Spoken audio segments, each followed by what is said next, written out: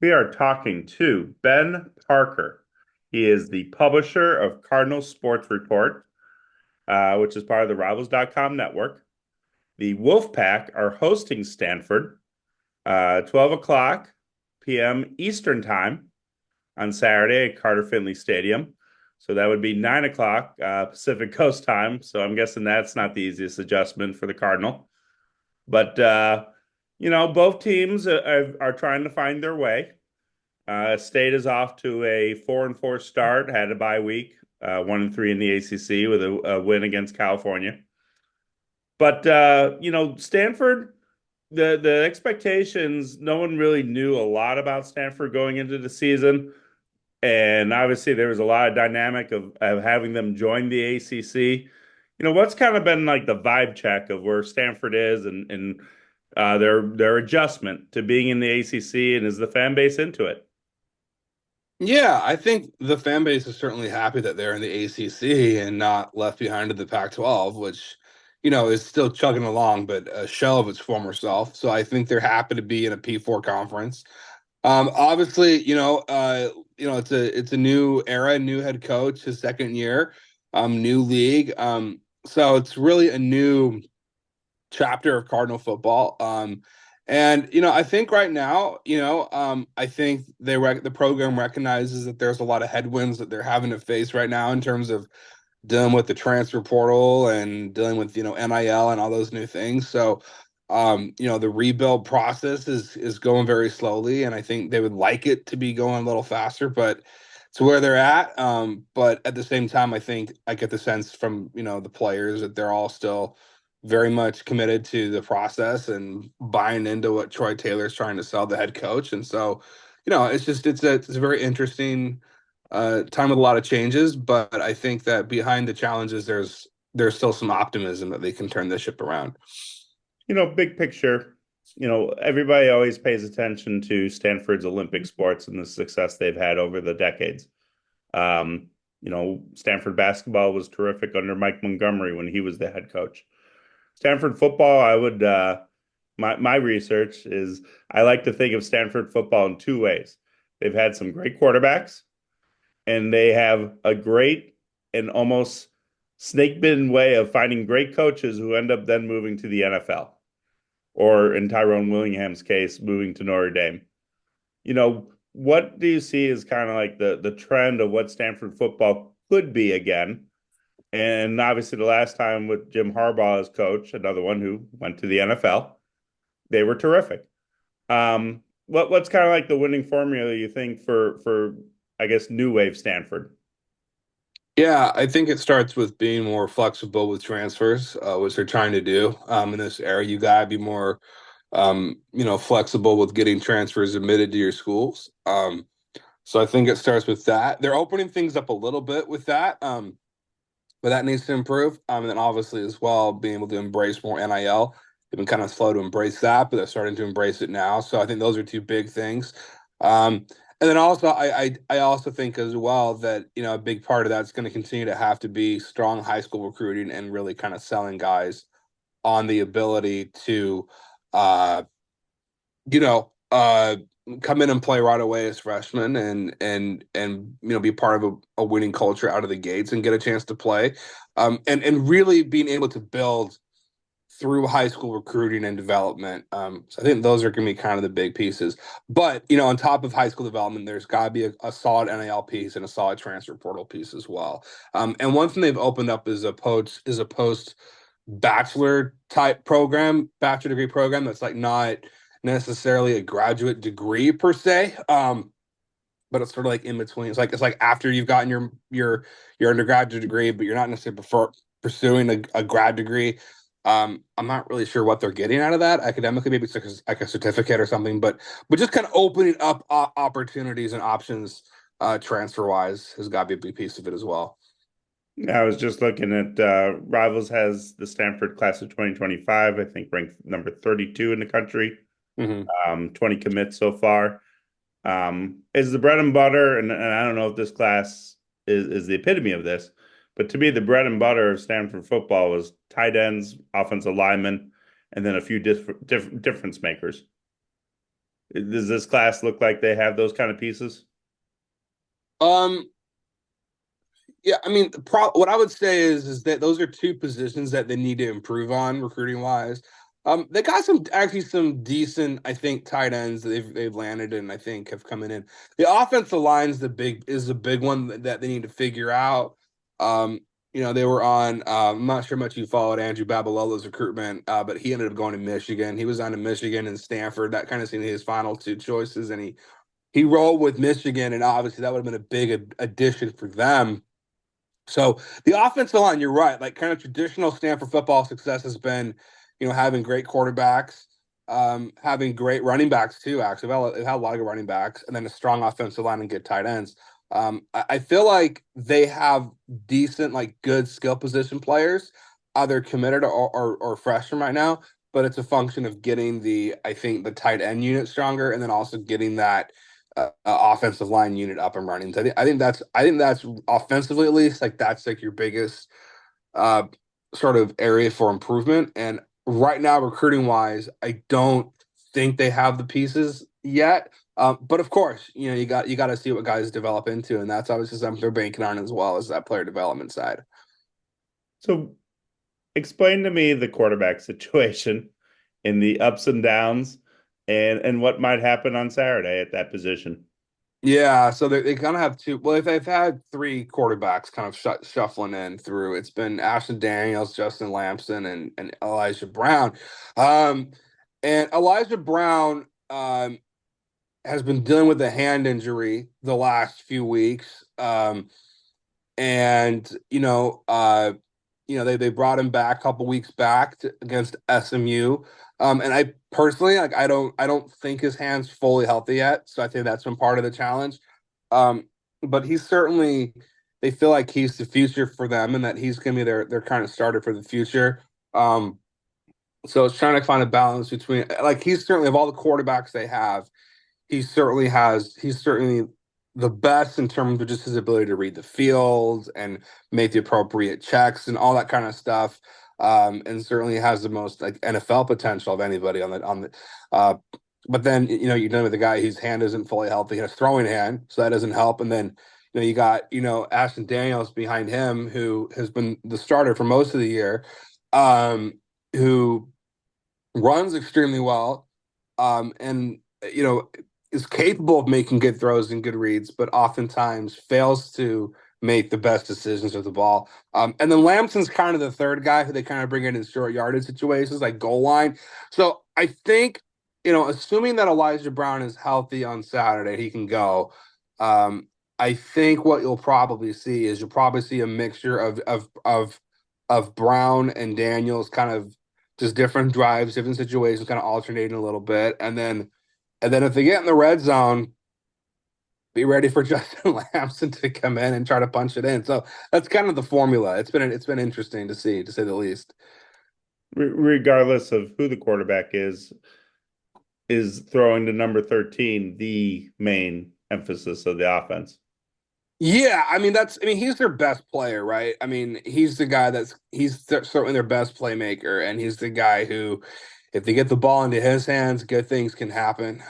So yeah, I think at times they tend to overly rely on him a little bit. I think like with that, I'm not sure if you caught the end of the Wake Forest game, but they threw an interception at the end that cost them the game at the end, and the ball was intended for Aya Manor. So I think sometimes it can get a little predictable with what they're going to do, and so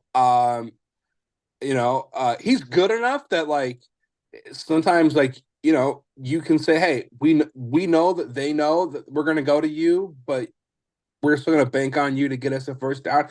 And I mean, against Colorado last year, I mean, he just like took over that game, and Colorado knew who the ball was going to, and it didn't matter. So but I do think at times they tend to telegraph things a little bit too much. But no question, he's the star, and certainly the more they can get him involved, the better. A little bit injuries or a little banged up at running back, or what's kind of the scenario there? Yeah, so running back's a little banged up. Michael Ford's a true freshman, a little bit banged up. We'll see what his stat. I think he'll play Saturday, but he's been a little banged up. They just got Ryan Butler back. I think he was a little banged up. I think he's a junior now, I think. maybe he's upperclassman anyway, transfer from Princeton, but he's back healthy. He looked good. They also have a running back, Cole Tapp, true freshman who hasn't played yet this year.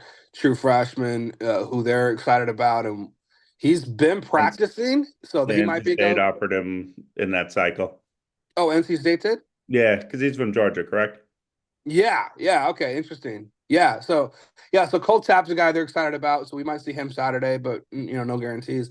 But yeah, it's been kind of a rotating door of running backs throughout the season, and a lot of that's been due to health. But when they're at full strength, it looks like it's a situation where it's like Micah Ford is one, um, Ryan Butler's two, Chris Davis is three, and then you got to see where Cole Tapp fits in there. Sure. That's kind of the group, yeah. Yeah, Coach Doran does a weekly Zoom on Monday, and he usually summarizes the other team, for a couple of minutes. He was very effusive with his praise of the um, outside linebackers and the guys that kind of maybe are quasi defensive ends type Hmm. outside linebacker types. Is that pretty much been the strength of the Stanford defense? Yeah, I would say so. I mean, the highlight of the game Saturday was Teva Tafiti, outside linebacker, getting a strip sack and taking it back for a touchdown. So that was definitely, I mean, they got some guys that can get after the quarterback and make plays and force turnovers. I would say, yeah, that outside linebacker group has definitely been the bright spot of the defense. Um, and then the linebacking unit as a whole, the inside linebackers, Tristan Sinclair, Gaithan Bernardall are very strong as well. So I would say kind of the front seven has been pretty solid. I think it's the secondary that's been a little bit more kind of dodgy, and some of that's been due to injury and just youth. But yeah, no question, the outside linebacking group has been a strong point. I always pride myself on watching some games of teams that play before they face NC State. So the Syracuse game was the one that I had watched originally because State also was playing Syracuse. And, David Bailey had a couple sacks, I believe, in that game. And you could see that they blitzed pretty effectively against Syracuse. Um, was that one of the better efforts of the defense this year, or has things changed defensively since Syracuse? Yeah, I think that was one of the best, maybe if not the best they've played. It's been interesting. The last 2 weeks, they've gotten off to some really horrendous starts. Against SMU, they got down 21-0. And then the final 3 quarters, the defense like settled in, did all right. Against Wake Forest, they got down 14-0. Same thing, settled in, did all right. Actually tied the game up, strip sack. Also, cornerback freshman Brandon Nicholson had the key interception. They gave Stanford an opportunity to take the lead at the end. So you know, they've actually done a decent job of playing pretty well for 3 quarters. It's just been tough to put it together for all 4 quarters. One of the key guys they're missing is safety Jay Green, who was a transfer from Washington. He was absolutely fantastic for them, and he's out for the season due to a knee injury. I believe it's an ACL. So he's out for the season, but he was fantastic. So part of the reason why they were so good at Syracuse is they had Jay Green out there playing safety for him, and he's kind of a big guy that was playing corner, I think, at Washington, but moved to safety at Stanford. But so that was a big loss for them. But no, I mean, the Syracuse game was definitely probably the best defensive game, and part of it was due to they were a little healthier than they are now. But even since then, they've actually put together some good. They had a goal line stand too against Wake Forest. So they've been able to put together good drives. It's just a matter of with this current personnel, how can we do it for 4 quarters and not just three? One of the things that I appreciate a good kicker. And I didn't get to see him in high school, but obviously Joshua Carte, if I pronounced it correct, Mm. was one of the best kickers. Is he now with the Denver Broncos? He's somewhere in the NFL, isn't he? He's with the Los Angeles Rams. Yeah, Cardi Okay, is. so he's Yeah, with the Los Angeles. That's right. yeah. So he's from Burlington, North Carolina. So it was interesting following him because his competition for the Lou Groza Award was Christopher Dunn, who was NC State's kicker, who's probably good friends with Joshua. Now, watching the Syracuse game, because again, it always goes back to what I watch. I could tell Emmett Kenny, really, really good kicker. and I think he boomed a 51 yarder in that game or some Hmm. ridiculously big kick that won it or came Yeah. from, almost won it. Hmm. Um, I look him up and I'm like, wow, a kicker from Fargo, North Dakota, and or was it South Dakota? He's from one of the Dakotas. Yeah. And I'm reading his bio, and it's like, the brothers are like the most decorated academic people in the history of the world who both went to Stanford. Is there a unique story on how Emmett Kenny ended up going from Dakota to Stanford and ending up being a kicker? Is this story Yeah. been reported on a lot? I need to ask him that. I really haven't dug too much into his backstory, but other than, yeah, it's an interesting, that's something I need to ask him about. So I really don't know much about kind of what brought him to Stanford beyond the fact that he loves the academic side, and obviously he can kick. I will say this, um, while Josh Carty is a better kicker than Kenny. Kenny has been overall really, really solid this entire season. He did miss a 46 yarder against Wake Forest on Saturday that he liked to have back. So he's not quite like as automatic as like Josh Carty was like anything inside the 50, you pretty much knew it was going in, and Kenny isn't quite there, but he's still very, very reliable, still very, very solid, and a kicker that, you can trust with the game on the line with a good deal of confidence. So I think something that's helped Stanford this year is there hasn't been too much of a drop off from the kicker position. And it was funny because I interviewed the punter Aiden Flintoff in the spring.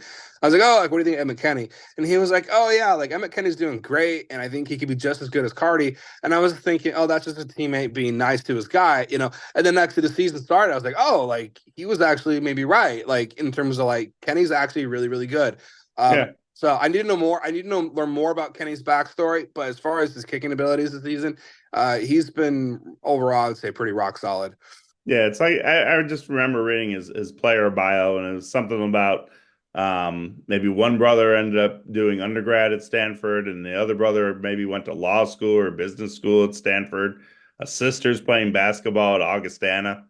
Parents might have been athletes too. I mean, it's just, you could tell he comes from an incredibly successful family, but man, Fargo, Yeah. North Dakota, ending up at Stanford, like you can't write a better script than that.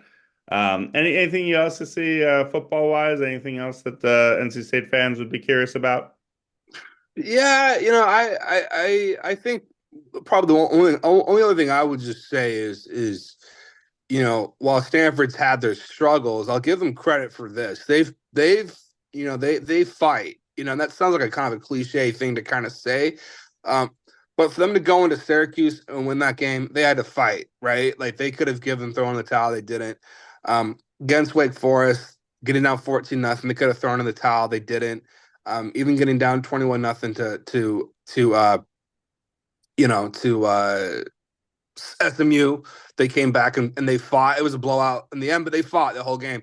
And so I think NC State better be prepared. And then obviously too, this is a Stanford team that a year ago came back from 29. I think it was 29-0 down or whatever against Colorado and won. I mean, so like they've. But this is a team that doesn't give up and that really shows fight for all four quarters. And so just if NC State's going to win, they're going to have to bring the fight. And I'll just say this too: I did watch NC State's victory over Cal, and they showed a good amount of fight in coming back to win that one after being down 13 points. So, I think this is a game where both teams are going to show a lot of fight, and they should expect this to be a competitive, I think, match for all four quarters, provided that Stanford doesn't dig themselves an early hole in the first quarter. I think that's the key to look for is how do they perform in that first quarter, particularly with it being a 9 a.m. kickoff. Yeah, that 9 a.m. kickoff Pacific Coast time that's a tricky one. But yeah, Brutal. Dave Doran said on Monday that if California had a kicker, they probably have, I don't know if he said exactly three more wins, but he basically painted the picture that they were a kicker away from having more wins. Oh, Cal? Yeah, Yeah, Cal no Berkeley. question. Yeah, But absolutely. so that was interesting. That was NC State's first game in California that they were allowed to play because the 2021 Holiday Bowl was canceled due to a COVID outbreak by UCLA. First time they played in California since they played UCLA in 1960. Wow. So it was that kind of a uniqueness. Now, some of the coaches had coached at Cal Berkeley, but not none of the players, obviously. Um, and then switching gears a little bit to hoops. ACC tip-off had just occurred a couple weeks ago in Charlotte. Is Maxine Ranud going to make me look good by being an all-conference player at center for Stanford this year? Yeah, I don't see why not. I perhaps gave him a little too much love. I was the one that voted, that gave him Player of the Year preseason vote. That was me. You were also Um, the one who yeah, had Jeremiah Wilkinson over Jalil Bethia and Cooper Flagg for Freshman of the Year. I was the one that voted Jeremiah Wilkinson too. I'm sure you saw that. I did see Yeah, that. yeah. I'm just giving some I love bet to a the lot of Cal. people in the Triangle media saw it too. Yeah. So I'm just giving a little love to the Cal Stanford, because I went to Cal and I cover Stanford. But no, but back to Reno though, he's offensively, he's a very exciting player. I mean, he's 7'1", has tremendous length and size, of course. Great footwork, really good touch around the rim. He can stretch it, hit the three. His foul shooting needs to improve a bit, but he's got promise on that side. No, offensively, he's very talented, very difficult to stop. I think the big question with him is what kind of jump can he make defensively. So if he can become a little bit better shot blocker and defensive presence inside, I mean, yeah, he's got all the pieces to be a first team All ACC player, no question about it. And then I'll leave you on this one. Stanford has been gutted by the portal in the coaching change that happened last year. A few of them have ended up in the triangle. Michael O'Connell at NC State at point guard, Harrison Ingram and Cormac Ryan, a former Stanford player at UNC. Mm-hmm. Mm-hmm. Um, you know, who could be the second best player behind Maxine? Who do you kind of see as that guy who, maybe doesn't have a national rep right now, or maybe he did it a lot at his previous school, but is now going to get a lot of playing time because there is a lot of playing time available at Stanford right Mm-hmm. now. Yeah. Well, first of all, shout out to those guys you mentioned, Michael O'Connell, Harrison Ingram. I enjoyed getting to cover those guys. MOC was fun. I'm happy for him and the success he had reaching the Final Four last year with the Wolfpack. That was really Oh, cool. he's very much looking forward to the February road trip. I don't know if he's more looking forward to playing Stanford or if he's more looking forward to playing Cal Berkeley. Yeah, I know. That rivalry still runs deep for Michael Connell. Yeah. Oh, in terms of beating Cal, you mean? Yeah, I wonder which one he's more excited about. Probably both. Probably Hmm. both. Honestly, yeah. No, he's a great dude. So happy for him. No, I think number two guy. I mean, from what I think that's sort of an open canvas a little bit. It's a little hard to know, but I think that I'll be very interested. There's two guys that kind of come to mind. One is Jalen Blakes, who was a grad transfer from Duke. Um, Sounds like the ball is going to be in his hands a lot this year, and he'll be kind of the main floor general. They're really excited about his defense. And then also, on top of that, the other guy that came to mind is USC transfer Oziah Zellers. So they're excited about him as well. So those two guys, probably Oziah and also Jalen, those two guys, I think, are guys who they're really excited about and have an opportunity to get a lot of minutes right away, make an impact. So those two guys. So Okay. Ozai Sellers and Jalen Blake's kind of, and Sellers just as a wing, I think has tremendous scoring ability. I'm hearing he can shoot really well. He was top 100 coming out of high school. He picked USC. Yeah. So Ozai Sellers, I think, a guy they're very excited about. Okay. And then Jalen Blake's obviously as well. The one I'm curious, just based on how he played at Harvard, is Chisholm Akpara. Yeah, I think they have high hopes for him. His ability to score. I think something they're working on with him a little bit is the defensive side, just getting him acclimated to kind of P5 level defense. But yeah, no, I think he's another guy who I think they're very excited about it, and I'm very interested to see what he brings because he was a beast at Harvard, no question. Sure. Where can people find your work this week? Yeah, just go on to cardinalsportsreport.com. It's all there. If it's easier to remember, just do stanford.rivals.com. Boom, all the content is there. And then if you click on any article, link to all the socials is at the end of the article. So Cool. yeah. We've been talking with Ben Parker, who's part of the Rivals.com network. This is JC Zumble from the Wolfpack Central, NC State Rivals in the network. State is hosting Stanford 12 o'clock Eastern time on the ACC network. For those that don't know, on the West Coast, State fans do not like a noon kickoff because it cuts into the tailgate time.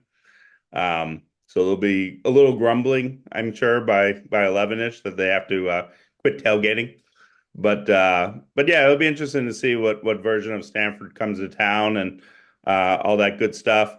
I think I saw that the line was around 10 points. So we'll see if that holds true or not. Of course, That's I about think right. Cal Berkeley was favored by about 10 and a half when State played out there. So obviously NC State covered on that one. But thank you for your time, and we'll see how this goes on Saturday. Thanks. Appreciate it, JC. Thank you so much.